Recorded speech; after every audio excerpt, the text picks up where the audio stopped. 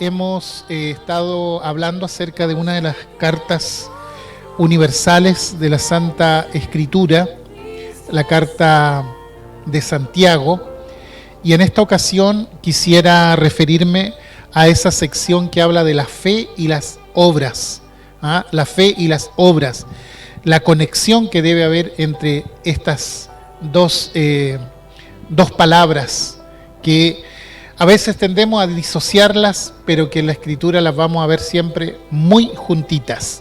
Para eso quiero invitarles a que nos introduzcamos en el capítulo 2 de la carta de Santiago, versículos 14 en adelante.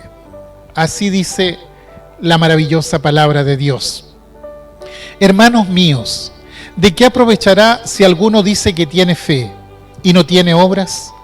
¿Podrá la fe salvarle? Y si un hermano o una hermana están desnudos y tienen necesidad del mantenimiento de cada día, y alguno de vosotros les dice, id en paz, calentaos y saciaos, pero no les dais las cosas que son necesarias para el cuerpo, ¿de qué aprovecha? Así también la fe, si no tiene obras, es muerta en sí misma. Pero alguno dirá, tú tienes fe y yo tengo obras. Muéstrame tu fe sin tus obras, y yo te mostraré mi fe por mis obras. Tú crees que Dios es uno, bien haces. También los demonios creen y tiemblan. ¿Más quieres saber, hombre vano, que la fe sin obra es muerta? ¿No fue justificado por las obras Abraham, nuestro padre, cuando ofreció a su hijo Isaac sobre el altar? ¿No ves que la fe actuó juntamente con sus obras y que la fe se perfeccionó por las obras? Y se cumplió la escritura que dice, Abraham creyó a Dios y le fue contado por justicia y fue llamado amigo de Dios. Vosotros veis pues que el hombre es justificado por las obras y no solamente por la fe. Asimismo también Rahab, la ramera, no fue justificada por obras cuando recibió a los mensajeros y los envió por otro camino, porque como el cuerpo sin espíritu está muerto, así también la fe sin obras está muerta. Hasta ahí damos lectura a la palabra del Señor. Amén. En el libro de Hechos de los Apóstoles hay una historia muy conmovedora, breve pero muy conmovedora. Aparece una mujer de quien sabemos muy poco, excepto por su única mención en la Biblia. Me refiero a Dorcas. A pesar de que no cambió el curso de la historia, dejó una impronta muy importante en lo que es la historia de la fe cristiana. Dorcas vivía en Jope, lo que es actualmente Tel Aviv, zona portuaria de Israel. Era una discípula de Jesús. Hechos 9 aclara esto, y entonces esta mujer enfermó y murió. Y según el rito judío tomaron su cuerpo, lo lavaron y lo pusieron en una sala. Y los discípulos oyeron que Pedro estaba en Lida, cerca de Jope, y enviaron a buscarlo. Y cuando llegó había una gran angustia entre las mujeres, entre las viudas principalmente. Ahora recordemos que la mujer viuda no tenía ningún tipo de apoyo social en aquel tiempo. Y dice el relato bíblico que la estaban rodeando y llorando y mostrando las túnicas y los vestidos que Dorcas hacía cuando estaba con ellas. Bien, esto es todo lo que sabemos de esta mujer, pero uno puede sacar muchas conclusiones, porque Dorcas, si bien era un ser humano frágil, mujer en una cultura muy hostil a la mujer, sobre ella resplandeció la gracia del Señor, transformó ese resplandor en una prueba visible de su fe. El llanto de esas viudas y las prendas que mostraban era un testimonio de que Dorcas había irradiado al Señor con su vida, porque no hay duda de que ella hacía estas prendas, estos vestidos, en el propósito de tender la mano a aquellas que estaban desamparadas. Ahora hay muchas formas de irradiar a Jesucristo, pero esta mujer queda allí como el testimonio de una de las formas más importantes en que el cristiano expresa la presencia de Cristo en su vida. Ahora, si usted quiere conocer el final de esta historia, lea el capítulo 9 de Hechos hasta el final, y desde allí le adelanto que tiene un final feliz. Pero léalo en casa Mientras tanto, le agradeceré que ponga atención a lo referente al sermón el día de hoy. El punto clave es irradiar a Cristo, difundirlo, esparcirlo, demostrarlo con la vida diaria. Cuando la fe deja de ser un discurso y se transforma en actividad, en algo práctico y visible. Quisiera invitarles a analizar qué dice la Biblia acerca de la fe verdadera. Cuando vamos a la carta fundamental del Evangelio de Jesucristo, me refiero a la carta a los Romanos, el apóstol Pablo escribe acerca de los cristianos y explica cómo fue que llegamos a Cristo. Y dice algo que nos confronta y nos duele, y dice, por cuanto todos pecaron y están destituidos de la gloria de Dios. Es decir, traza una línea diciendo, de aquí para abajo todos son pecadores. Previamente ha hecho toda una argumentación del tema sobre el ser humano pecador y concluye diciendo, todos pecaron. No solo el pagano que se lanza a la lascivia sin freno, sino también el religioso que va todos los domingos al culto de su fe. Todos son pecadores. Y luego dice que somos justificados gratuitamente por medio de su gracia, mediante la redención que es en Cristo Jesús. Es decir, Dios en su gracia nos perdona en Cristo Jesús, nos justifica en Cristo Jesús. El sacrificio de Cristo hace posible que el precio de nuestro pecado haya sido pagado por Él en la cruz y entonces entramos a estar en comunión con Dios. Entonces vamos un poco más adelante en la carta a los Romanos, donde dice, justificados pues por la fe, tenemos paz con Dios por medio de nuestro Señor Jesucristo. Quiere decir que la fe es el elemento fundamental para que una persona llegue a tener la salvación en Cristo Jesús, para ser alcanzados por la gracia del Dios eterno. Es por la fe que somos declarados justos delante de Dios. Somos salvos por medio de la fe, y no uso la palabra declarado gratuitamente. Somos declarados porque justos no somos. Simplemente Cristo hace posible que establezcamos una relación con Dios porque Él pagó el precio de nuestro pecado en la cruz del Calvario. Ahora, si aún quiere esto más claro, vamos a la denominada princesa de las epístolas. Me refiero a la carta a los Efesios. Ahí dice, porque por gracia sois salvos, por medio de la fe. Y esto no de vosotros, pues es don de Dios, no por obras, para que nadie se gloríe. Es decir, nadie se puede salvar a sí mismo. Si no lo salva Jesucristo, no lo salva nadie. En su gracia Dios nos justifica gratuitamente por medio de la fe en Cristo Jesús. No son nuestras obras las que nos salvan, sino la gracia del Señor. Esto queda claro, ¿verdad? Bueno, hasta aquí creo que estamos todos de acuerdo. Eso es lo que enseña el Evangelio, la palabra de Dios. Pero hay un hecho fundamental sobre el cual quisiera girar, y tiendo a pensar que es el que trae problemas en la vida de muchos cristianos. ¿Cuál es este hecho? El creer que cuando uno llega a este punto de la salvación por gracia, ya ha llegado a la meta, y no es así. Este no es el punto de meta, sino el punto de partida de la vida cristiana. Ahora, esto es muy importante tenerlo en cuenta. Cuando deposito mi fe en Cristo, soy salvo por la gracia de Jesucristo. Entonces llegué al punto de partida, no a la meta. La vida cristiana comienza allí.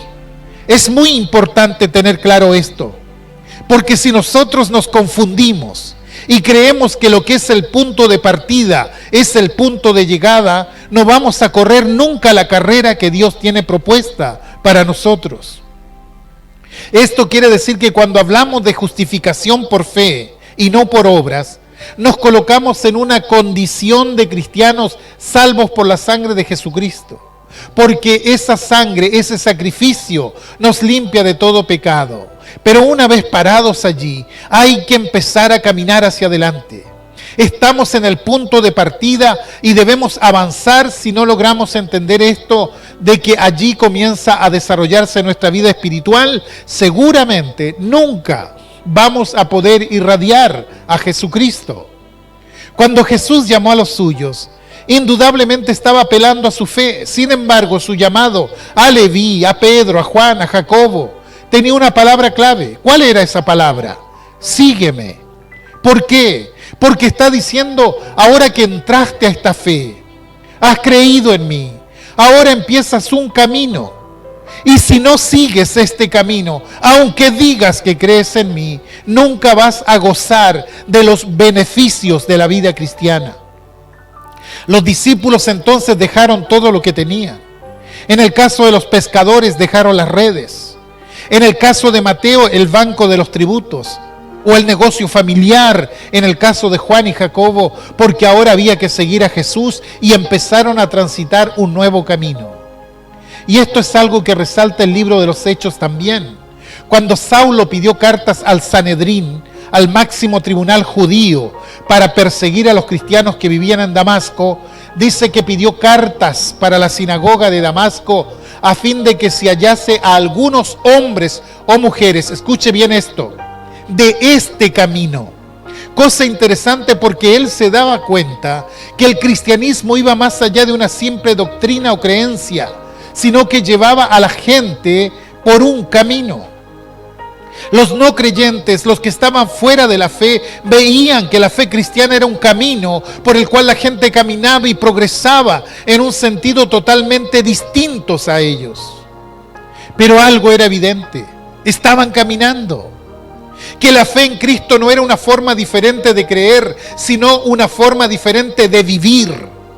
Era un camino que ellos habían adoptado, era una fe que afectaba profundamente sus vidas y que les daba un rumbo definitivo a sus vidas. Entonces lo llamaban el camino. Más adelante, cuando Apolos, que era un joven cristiano, comienza a predicar, Hechos 18 dice que este había sido instruido en el camino del Señor. El detalle es que no dice en la fe del Señor, sino en el camino del Señor. Es decir, le habían enseñado no a creer como cristiano, sino a vivir como cristiano. Empezó a andar como cristiano y en eso consistía y consiste el verdadero discipulado. Cuando los primeros cristianos eran instruidos, no los instruían únicamente en los detalles teológicos y toda clase de silogismos o conclusiones religiosas de la fe, sino que le enseñaban que quien tiene a Cristo tiene que vivir de una forma diferente, tiene que manejarse de una forma diferente, seguir un camino diferente.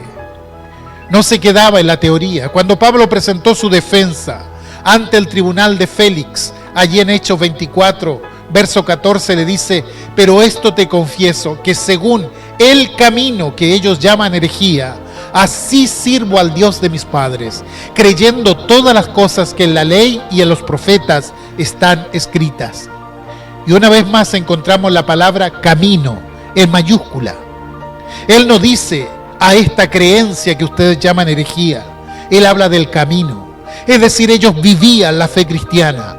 Por eso no habla solo de lo que creen. Él dice: creo todas las cosas que están escritas en la ley. Creo a los profetas, pero no solo creo, estoy en el camino.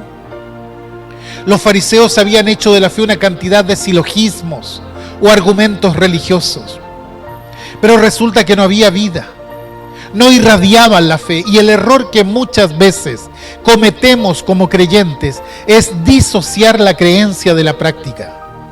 A veces calificamos a las personas y decimos: esa persona es una persona racional, pensante, y a la otra, esa persona es una persona de acción. Pero ojo, un pensamiento que no acciona es inútil, porque piensa pero no hace nada. Y aquel que acciona pero no piensa, pero es un cabeza hueca, seguramente va a terminar haciendo alguna tontera. Pero tenemos una costumbre heredada de los griegos de separar la creencia con la acción, y no nos damos cuenta de que muchas veces en estas disociaciones cometemos gruesos errores. Los primeros cristianos no separaban estas cosas. Lo que creían, lo practicaban. Toda la enseñanza que recibían la transformaban en acción. Por eso se habla tanto del camino en el libro de Hechos, porque la fe obraba. Ahora, es probable que haya habido algunos que no entendían y tendían a disociar la fe de la práctica, que decían: yo tengo fe, pero esa fe no obraba. Entonces se transformaban en místicos. Ahora Santiago escribe su carta y él es un hombre de trasfondo judío. Por tanto, él no entra en una cantidad de argumentos complejos, sino que baja toda la fe a la práctica. La practicidad es lo suyo. Entonces pone en su carta un ejemplo muy atinado, cuando dice, vamos a suponer que hay un hermano que no tiene con qué cubrirse, que no tiene lo necesario para subsistir, y llega el otro y saca toda su doctrina y le dice, anda en paz, caliéntate y sáciate, pero no le da lo que necesita. Entonces hace la pregunta, ¿de qué aprovecha? ¿De qué aprovecha si yo conozco una cantidad de doctrinas y principios y los defiendo y sé cómo hacer la apologética o defensa, si eso no baja mi vida práctica? ¿Aprovechará de algo? Y él dice no, porque si la fe no tiene obras, está muerta en sí misma. Y me temo que este es el problema fundamental de la iglesia el día de hoy, que hay muchas teorías de la fe y mucha teología. Pero el asunto es que hay que hacerlo bajar a la vida, a la conducta de todos los días. Y allí es donde está la falla fundamental. La fe sin acción es una fe muerta. Se queda en las palabras, es una mera declamación, está muerta y lo que está muerto dejó de ser y lo que dejó de ser no existe. Y esto es lo que está queriendo decir Santiago. Una fe que no acciona está muerta. Es una fe que no tiene entidad. Y al no tener entidad no existe como fe. Está muerta en sí misma. Una fe que no obra es una fe que no tiene eficacia, que no sirve para nada, que no proviene de Dios, porque todo lo que proviene de Dios fructifica. Y por tanto Santiago rechaza esta disociación. ¿Y cómo la rechaza? La rechaza diciendo, muéstrame tu fe sin tus obras, y yo te mostraré mi fe por mis obras. Claramente él es de la idea de que la fe debe verse externamente, y entonces me certifica como hombre cristiano delante del mundo. Muéstrame, déjame ver, dame evidencia. Pero la fe que no obra está muerta, no existe. La verdadera fe muestra a Cristo, irradia la presencia de Dios. Y al final pone un ejemplo extremo cuando dice, tú crees que Dios es uno, bien haces. También los demonios creen y tiemblan. Satanás es un creyente, cree todas las doctrinas de la Biblia mucho mejor que nosotros. Cree en la justificación por la fe, por eso nos ataca en referencia a nuestra fe. Cree en la salvación eterna del cristiano, cree en todas esas doctrinas, pero su fe no produce absolutamente nada en él. La fe se tiene que accionar y Santiago nos muestra la tontería, lo absurdo de disociar la fe con las obras. Y usa una palabra muy fuerte aquí. Dice, ¿quieres saber, hombre vano, que la fe sin obras es muerta? Hombre vano. Bueno, quizás no significa mucho para nosotros el día de hoy estas palabras porque está en desuso. Pero aquel momento tenía una fuerza tremenda porque significaba hombre vacío, sin sustancia, superficial, sin contenido, sin preparación. En otras palabras, un tonto. ¿Por qué? Porque tiene la evidencia delante de sus ojos, pero aún así no la ve. ¿Quieres saber, hombre vano, que la fe sin obras es muerta? Y trae 2 ejemplos nada más. Se podrían poner cientos. Si uno va al capítulo 11 de Hebreos, encontrará una cantidad de ejemplos mucho más grandes que estos. Toma el caso de Abraham. Abraham fue justificado por la fe o por las obras. Claramente él puso su fe en Dios, pero dicha fe se manifestó en obras, porque por orden de Dios dejó el lugar donde vivía, y cuando Dios le ordenó a que sacrificara a su hijo, él estuvo dispuesto a hacerlo. Rahab, la mujer que aparece en el libro de Josué, era muy famosa entre los judíos en los tiempos que escribe Santiago, porque corrían leyendas sobre ella. No solo lo que dice el libro de Josué, sino que las obras que dieron testimonio de su fe. Cuando llegaron los espías, ella los salvó y los desvió de sus perseguidores. Todo esto demostró que se convirtió en una mujer de fe, que Dios había hecho algo poderoso en su propia vida, y después de esto, Santiago concluye diciendo, el cuerpo sin espíritu está muerto, así también la fe sin obras está muerta. Y aquí utiliza la palabra espíritu para hablar de toda la parte inmaterial del ser humano. Ese ser que cuando muere queda deshabitado. El cuerpo del hombre sin espíritu indica que está muerto. Así es la fe sin obras. Es un cadáver. Si no se expresa, está muerta. Y esa disociación entre lo que creemos y hacemos produce muerte. Porque en el cristiano la fe tiene que manifestarse en obras. La fe y las obras tienen que ir juntas. Y cuando esto sucede, cuando se unen estas dos cosas, es cuando comenzamos a irradiar a Jesucristo. Cuando mostramos realmente a Jesucristo. La presencia del Señor en una persona no puede pasar desapercibida. Tiene que mostrarse. El mundo está lleno de publicidad, lleno de avisos, lleno de propagandas. Y por desgracia muchas veces, por nuestra inconsecuencia, el mensaje de Cristo es un mero aviso, nada más. Es una publicidad más, un proselitismo más, dentro de todos los proselitismos. A menos que el que habla de Jesucristo lo muestre en su vida. Si no ocurre esto, todo es puro proselitismo. Te presento un pensamiento y te convenzo que es mejor que el tuyo. Pero el mensaje de Cristo tiene que ir encarnado. Si el mensaje no va encarnado, no va a llegar nunca al otro. Porque yo puedo hablar de la paz de Dios, pero ¿y si no tengo paz en mi vida?